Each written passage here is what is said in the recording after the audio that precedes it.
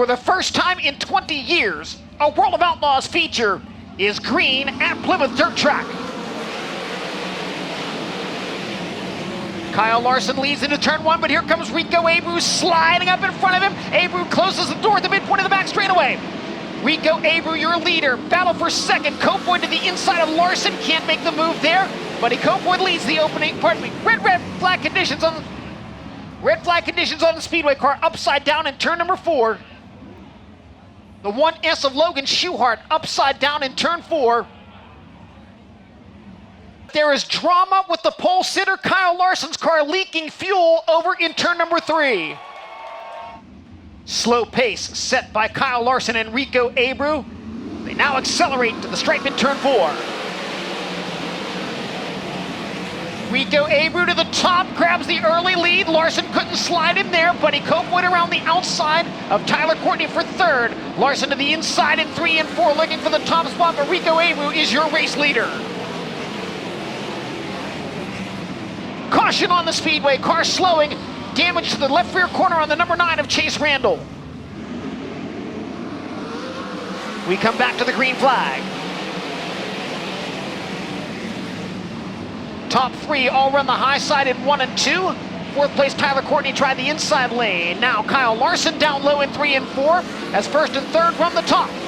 Rico Abreu pulling away. Here is Kofoid looking to the inside of Larson. Not enough room for a slider. The battle for the second spot. A little bit of a wheel stand out of turn 2 for Buddy Kofoid. Traffic soon to be a factor for your race leader. Oh, trouble! Kyle Larson upside down in a very vicious crash in turn 1. A look at the Dirt Vision replay. You can see just as he went into turn 1.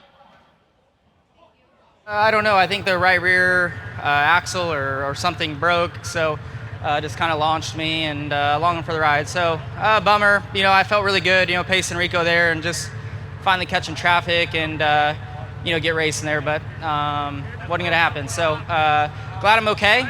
Big hits, but all in all, feel fine.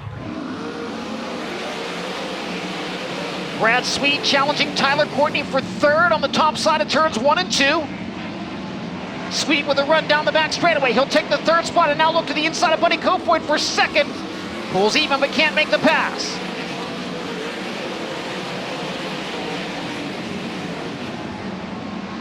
Carson Macedo closing in on Sweet and Courtney, who exchanged that third spot once again. Sheldon Hodenshield and Bill Baylog going at it for the 8th spot. Remember, Sheldon started 18th. He is now 8th. He has gained 10 spots in the first 11 laps. Baylog back to the inside. Oh, they get very close at the end of the back straightaway. Sheldon Hodenshield and Bill Baylog, and now trouble for David Gravel at the top of the racetrack in turn 3.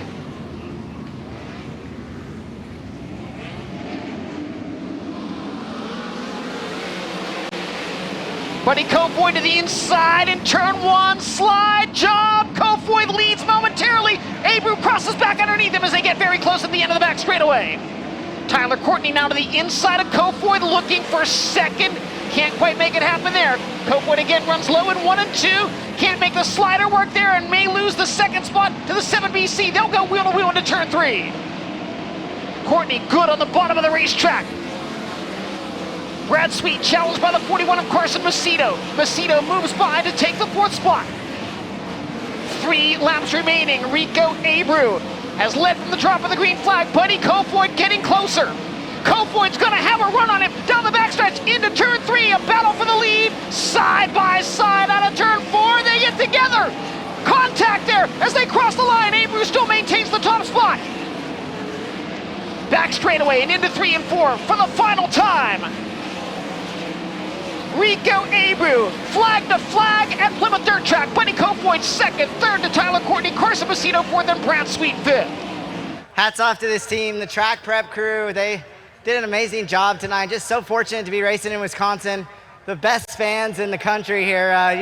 Everybody's so loyal and passionate. And thank you, World of Outlaws, for putting a race on this weekend. You know, this team, they do an unbelievable job, and we put ourselves in position, and that's what makes everything happen right. And I just tried to really focus on Kyle's starts there at the beginning of the race, and at least just stay on his outside. And the one he kind of took off a little bit better than I did, and we really worked on the ground clearance of this thing to launch off the corners, and we changed some stuff around before the dash and really felt like we had something there, just pace-wise and lap times.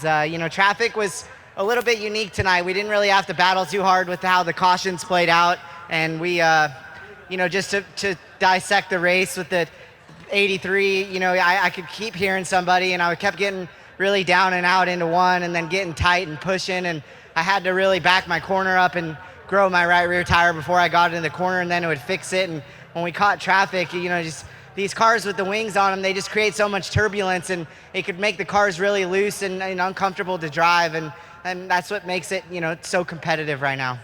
This is just our 4th year racing together. I've really just focused on trying to communicate well with him, and he's really taught me just how, with all of his experience, just how to footwork and be patient and just allow things to come to you. And and then I have just an unbelievable crew with Zach Middlebrooks. He's been with me for 5 years now, racing sprint cars, and Brady Forbrook, who just brings so much energy to my team, and just a really good group of people that work really hard. They're really passionate about racing, and across the whole pit area, you see it in the pits, just how passionate people are. And the intensity of the sport is really high right now, with 2 series really competing against each other, and it makes it a lot of fun for the fans to follow along, that's for sure.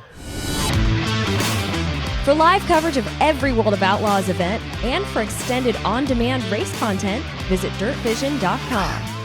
For full race results, features, and series news, visit worldofoutlaws.com.